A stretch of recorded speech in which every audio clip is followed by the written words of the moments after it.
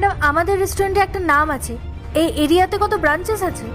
আমাদের রেস্টুরেন্টে স্ট্যান্ডার্ড দেখেই লোকেরা আসে, আর ওর মতো লোকেরা যদি এখানে বসে খাবার খায় তাহলে আমাদের বাকি কাস্টমারদের ওপর এর এফেক্ট পড়বে। ঠিক এই কারণে আমি আমাদের রেস্টুরেন্টে ওকে ঢুকতে দিই না। আর আজ দেখুন, আজকেও এখানে এসে দাঁড়িয়ে আছে। এই, তোকে কতবার বলতে হবে যে তুই এখান থেকে বেরিয়ে যা? আচ্ছা, তার মানে উনি টাকা আনা সত্ত্বেও তুমি ওনাকে খাবার দাওনি? তুমি আমার রেস্টুরেন্টকে এত ভালোবাসো আর কাজও এত ভালোভাবে করো, আমার দেখে খুব ভালো লাগলো। ম্যাডাম, আমি এখানে অ্যাজ এ ম্যানেজার জব করি, আমি তো আপনার প্রফিটের কথাই ভাববো। আর এমনিতেও ওর তো কোনো সম্মান নেই, কিন্তু আপনার রেস্টুরেন্টের তো আছে। আচ্ছা স্নেহা, উনি টাকা আনা সত্ত্বেও তুমি ওনাকে কেন খাবার দাওনি, আমি রিজনটা জানতে পারি?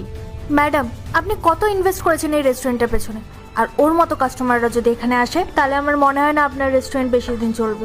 ওর চেহারাটা দেখুন, ওরা কি আর জানে যে একটা দামি রেস্টুরেন্টে কিভাবে যেতে হয়? তাই আমি ওকে ঢুকতে দিইনি। তোমার মতো ম্যানেজারের জন্য আমাদের ওনারদের কত লাভ হয়। আর থ্যাংক ইউ সো মাচ আমার রেস্টুরেন্টের জন্য এত ভালো ভাবার জন্য। আমিও তোমার জন্য কিছু ভেবেছি। তুমি যেই ম্যানেজারের পোস্টে আছো, আমি সেখান থেকে তোমায় বের করে দিচ্ছি। যাও, বেরিয়ে যাও এখান থেকে। ম্যাডাম, আপনি আমাকে চাকরি থেকে বার করে দিচ্ছেন? কিন্তু কেন? আমি তো কখনো ছুটিই নিই না, আর সব কিছু ভালো করে ম্যানেজও করি, তাহলে আমার সাথে এরকম কেন? রিজন তোমার সামনে, ওনার পোশাক নিয়ে তো তোমার সমস্যা আছে। যারা ক্ষুধার্ত তারা আমার রেস্টুরেন্টে খাবার খেতে নিশ্চয়ই আসবে, আর যে কোনো স্টাফেরই দায়িত্ব তাদের ঠিকমতো খাবার দেওয়া, আর তোমার তো সমস্যা আছে। আর একজন ম্যানেজার যদি এরকম কাজ করে, আমি কখনোই চাইবো না তাকে ম্যানেজারের পোস্টে রাখতে।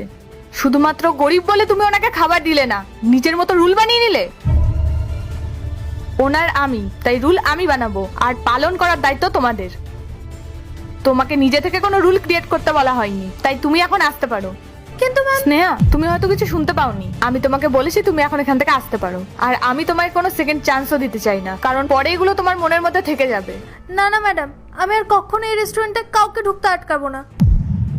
আর দাদা, আমি আপনার সাথে খারাপ ব্যবহার করেছি, I am very sorry.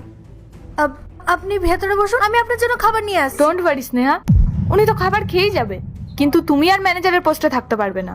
Ma'am please. আমি কিছু শুনতে চাই না, কারণ আমি জানি তোমাদের মতো মানুষ কিভাবে লোকজনদের জাজ করে।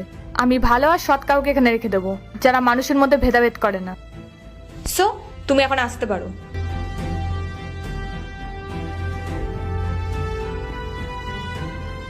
আই এম সো সরি, আমার রেস্টুরেন্টে এমন একজন কাজ করতো যে লোকের পোশাক দেখে তাদের খাবার দিত।